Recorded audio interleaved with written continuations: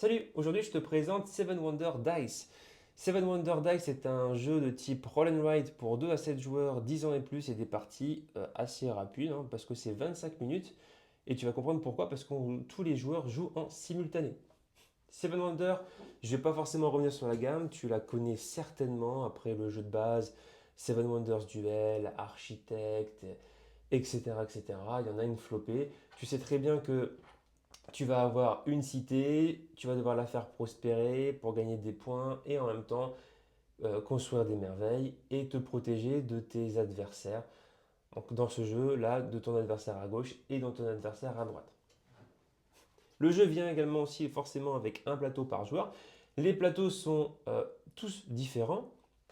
Ils sont différents mais au niveau de la merveille, au niveau des coûts de ressources de ton entrepôt et ici au niveau du bâtiment vert. Comment gagner à Seven Wonders Dice? Eh ben, c'est d'avoir le plus de points de victoire symbolisés sur tes lauriers. La fin de partie va intervenir dès qu'un joueur aura coché son troisième bonus. Dès qu'un joueur a coché son troisième bonus, on fait un dernier tour de jeu et puis on calcule les points. Comment on remplit justement un bonus? Eh ben, en cochant toutes les cases d'un bâtiment.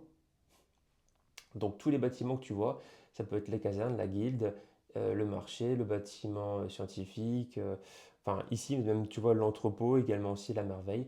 Donc tout ce que tu vois en fait c'est un bâtiment. Une fois que tu as coché toutes les cases, tu vas pouvoir cocher ton sablier de ton choix, tu fais le bonus qui est associé, et puis voilà.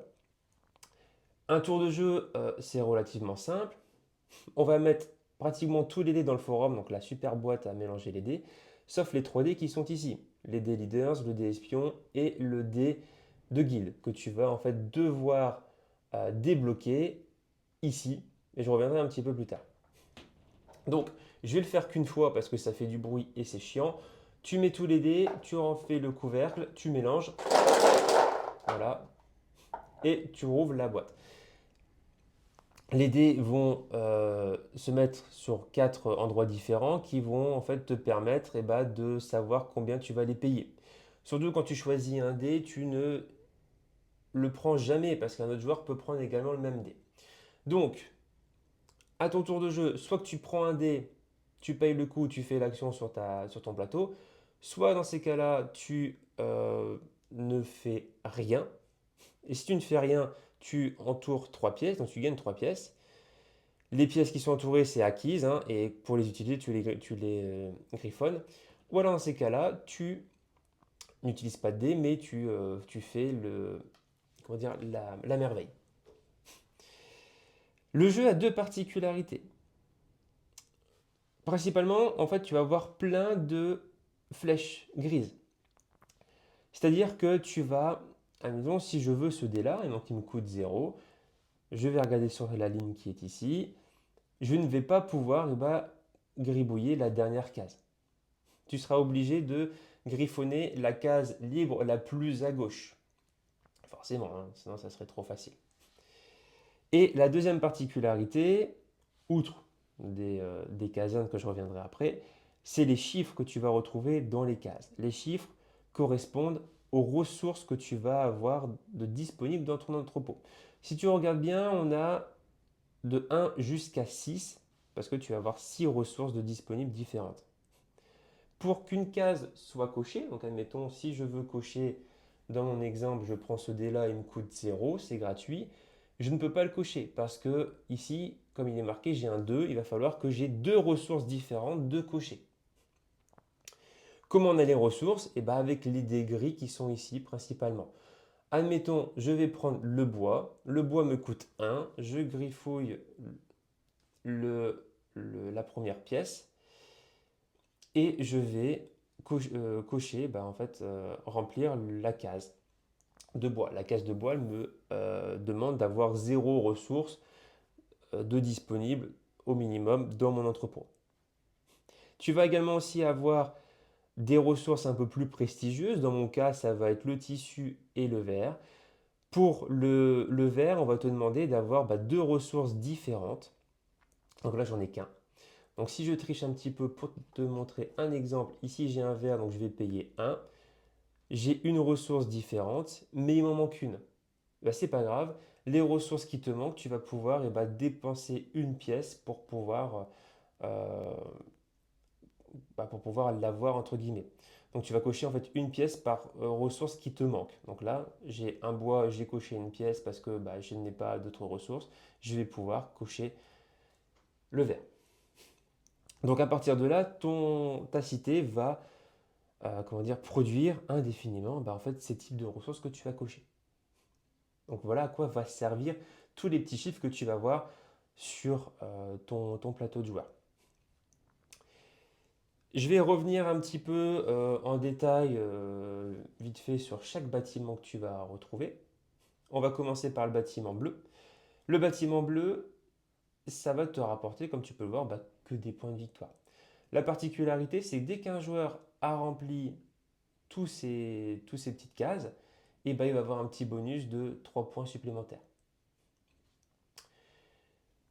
Ici, l'agora, le marché, on va regarder la face du dé. Soit que ça va être un chameau, soit que ça va être un coffre qui va en fait te donner l'indication de où tu vas cocher.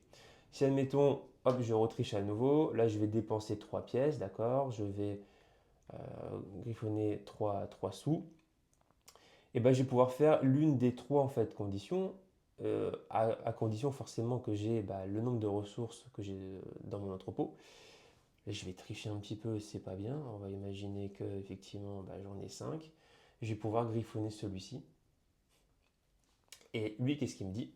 Et chaque dé donc, de ressources qui sont en gris me coûteront un, euh, une pièce d'or en moins. Donc ça, c'est des effets permanents. Donc là, c'est cette pièce. Là, ça te permettra en fait de cocher une case dans l'entrepôt. Et sur le côté droit, ça va te rapporter 2 pièces par case merveille que tu as coché. Et à la fin de partie, 2 pièces par case cochée également à la fin de partie. Sur le vert, bon, tu connais à peu près les symboles, mais nous, ce qui va nous intéresser, c'est plutôt à la fin. À la fin, ça va te permettre de débloquer un dé. Donc, je vais retricher à nouveau. Hop, on va dire que je vais débloquer celui-ci parce que j'ai 6 ressources de cocher. Hop. Dès qu'un joueur débloque un dé, il va enlever un dé gris, n'importe lequel, et il va le remplacer par le dé qu'il a débloqué. Ce dé-là restera dans le forum à tout jamais jusqu'à la fin du jeu. Forcément, dès un joueur ne pourra pas utiliser le dé blanc s'il ne l'a pas débloqué. Donc, comment ça va? Donc ça va se passer exactement de la même façon pour le dé espion et le dé guilde. Donc à terme, on va plus avoir de dés de ressources, ils vont être remplacés par par ces 3 dés là. Le dé blanc, donc là, si je regarde ici, je vais dépenser 2 pièces dans cet exemple-là et je vais regarder la face. La face, c'est une face verte, on me demande 0 ressources, donc c'est pour que là, je vais pouvoir la griffonner. Et là, le bâtiment blanc te permettra de cocher des cases beaucoup plus rapidement. Ici, on va me demander de cocher 2 cases dans le bâtiment vert. Bien sûr, il va falloir que euh, tu satisfais en fait la demande en ressources, hein. Donc ça, c'est pour le bâtiment blanc. Le bâtiment euh, violet, c'est la guilde. Là, ça va te demander à ton voisin de gauche et à ton voisin de droite. Tu vas poser la question, donc dans cet exemple-là, c'est une face bleue, donc on va parler en fait de ce bâtiment bleu. Est-ce que mon voisin de gauche et est-ce que mon voisin de droite a coché plus de cases que moi dans le bâtiment bleu? Oui, tu as coché plus de cases. Bon, je ne vais pas pouvoir cocher en fait ma case de guilde. Par contre, si j'ai plus de cases que vous, ok, cool, je vais pouvoir la cocher. Ça me rapportera 5 points de victoire à la fin de la partie. Et on fera exactement la même chose avec les deux autres. Ce qui me laisse, les casernes. Donc les casernes, comme je t'avais dit au début de vidéo, le flanc gauche va attaquer ton joueur de gauche, mais il va se défendre également de ton joueur à ta gauche. et la droite, bah, ton joueur à droite, ton voisin de droite.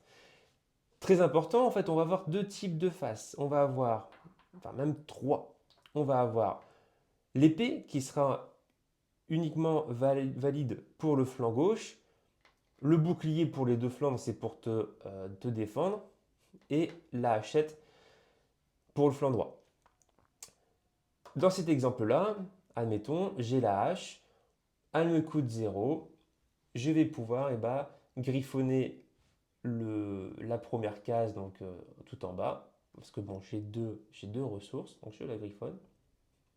Et là, je ne sais pas si tu peux le voir, mais on va avoir des points de victoire, mais grisés. Alors pourquoi elles sont grisées? Parce que je vais devoir demander à mon voisin de droite combien de boucliers, lui, il a coché dans sa cité. S'il me dit, ben voilà, Thomas, j'ai coché un bouclier. Et ben là, je vais regarder. Pour chaque bouclier en fait, que ton voisin a coché, tu vas faire -1. Donc on démarre sur une base de 3. Il a coché un bouclier. Dans ces cas-là, ça va me faire 2 points. Donc je vais inscrire 2 points de victoire. Et ça marche exactement de la même façon de l'autre côté, mais sauf que c'est le symbole épée et pas la hachette. Et donc voilà, on va refaire tout ce schéma. Donc en fait, un tour de jeu, c'est tu vas remettre les dés, tu vas mélanger les dés, tu vas ouvrir, tu vas pouvoir soit effectivement payer et faire le coût de ton dé sur ton plateau, soit que dans ces cas-là, tu vas passer, tu vas gagner 3 pièces, soit dans ces cas-là, tu vas faire ta merveille. À la fin de la partie, on va reprendre tous les bâtiments et on va calculer le nombre de points de victoire symbolisé par les lauriers. Et ben voilà, Euh, tu sais à peu près tout sur Seven Wonder Dice. Alors, ce qui est très sympa, franchement, c'est qu'on n'a pas de feuilles. Donc, c'est des plateaux effaçables. Et ce que je trouve vraiment cool, c'est comment dire, les petits crayons. Donc c'est des crayons de bois et c'est pas des Velleda. Alors c'est un peu galère effectivement à effacer, hein, mais d'un côté c'est pas plus mal parce que quand on a des Velleda, si on a forcément, on passe avec notre pull ou je ne sais quoi, et on efface involontairement ce qu'on a fait et après des fois on sait plus où on en est. Là c'est vraiment une très bonne idée parce qu'en plus ça sèche pas.